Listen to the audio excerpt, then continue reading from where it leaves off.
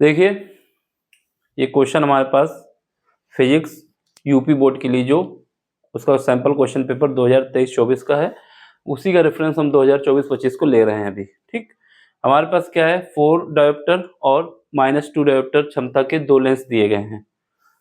अब आपको ये बताना है इन दोनों लेंस को जब संयुक्त करते हैं तो उसकी फोकल लेंथ क्या होगी, फोकस दूरी क्या होगी। ठीक है, तो हमेशा याद रखना अगर डायोप्टर की क्षमता दी गई है तो जो फोकस दूरी होगी वो 1/f होगी, यानी डायोप्टर और फोकस दूरी में इनवर्स का रिलेशन होता है। तो क्या होता है देखो, उत्तर इज इक्वल टू, उत्तर लिखेंगे तो हमारे पास डायोप्टर की क्षमता जो है वो अगर P से हम लिखते हैं तो फोकस दूरी और डायोप्टर की क्षमता एक दूसरे के इनवर्सली प्रोपोर्शनल होती हैं। ठीक, यहाँ पर देखो हमारे पास क्या गिवन है, यहाँ पर हमारे पास गिवन है P1 को मतलब 4 डायोप्टर, तो ये हमारे पास 4 डायोप्टर है। तो यहाँ से F1 निकाल सकते हैं, तो यहाँ से F1 जब निकालेंगे तो ये हो जाएगा मेरे पास 4, और यहाँ से कह सकते हैं कि F1 जो आ गया मेरे पास वो आ गया, कितना आ गया, 1/4 आ गया, ये मीटर होगा। इसकी क्षमता यूनिट जो है डायोप्टर है, D से लिख देते हैं, और जब ये रिजल्ट आता है फोकल दूरी का तो ये मीटर हो जाती है, ये मीटर में आएगी। एक बात ये याद रखना, अगर पॉजिटिव डायोप्टर की क्षमता दी गई है तो इसका मतलब जो लेंस यूज किया जा रहा है वो उत्तल लेंस है, अगर निगेटिव है तो इसका मतलब क्या है, जो लेंस यूज किया जा रहा है वो अवतल लेंस है। ये याद होना चाहिए हमको।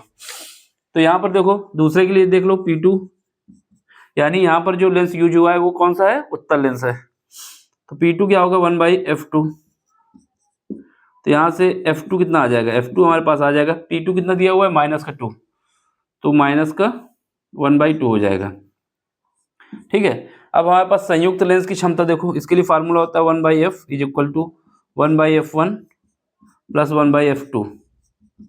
इसका यूज करना है, ये वाले फार्मूले को यूज करना है और निकालना है इसमें। तो 1/f, f की वैल्यू कितनी है हमारे पास हमको नहीं पता, ये हमको निकालना है, इज इक्वल टू इसकी वैल्यू कितनी है, इसकी वैल्यू हमारे पास है f1 की वैल्यू हमने निकाला है 1/4, ये नीचे आ गया, कितना आ गया, 1/4 प्लस ये क्या है 1/f2 कितना है, माइनस का 1/2। अब इसको सॉल्व करो तो यहाँ से हमारे पास f इज इक्वल टू आ जाएगा 4, और ये ऊपर जाएगा तो 2, तो ये हमारे पास कितना आ जाएगा, ये हमारा 1/f है, यहाँ पर ये आ जाएगा 2, ये हमारा मीटर आ गया।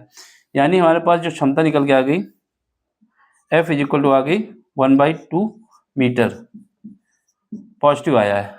अब आंसर सेंटीमीटर में है तो 100 से मल्टीप्लाई कर दो, तो 1/2 इंटू 100, सेंटीमीटर और मीटर में यही डिफरेंस होता है कि 100 को मल्टीप्लाई किया जाता है अगर मीटर को सेंटीमीटर में बदलना है। तो ये 50 सेंटीमीटर आ गई। 50 सेंटीमीटर कौन सा ऑप्शन है, 50 सेंटीमीटर पहला ही ऑप्शन है, तो हमारा ऑप्शन नंबर ए होगा। ठीक है, ये करने का तरीका है।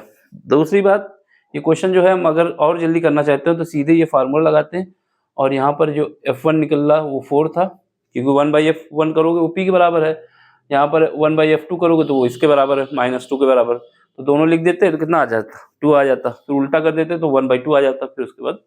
ठीक, ये लेकिन आपको समझाने के लिए अलग अलग लिखा है, देख लें, ऐसा ही करना है। बोर्ड के एग्जाम में टाइम तो इतना होता है कि जल्दबाजी करना नहीं चाहिए। एक क्वेश्चन में अगर आप 2 मिनट या 2 से 3 मिनट देते हैं तो कोई दिक्कत नहीं है, वैसे ऑब्जेक्टिव क्वेश्चन में जितना हो सके उतना कम लगाओ। फिर भी 5 क्वेश्चन है, जल्दबाजी में गलत ना हो इस वजह से पूरा प्रोसेस करके ही लगाना। अब आपको समझ में आया तो लाइक करें, शेयर करें और सब्सक्राइब भी करें, नहीं समझ में आया तो डिसलाइक करें और अपने विचार बताएं क्या नहीं समझ में आया। ठीक है, समझ में आता है तो ये आपको लाइक शेयर सब्सक्राइब करना होगा। ठीक है, थैंक यू फॉर वॉचिंग।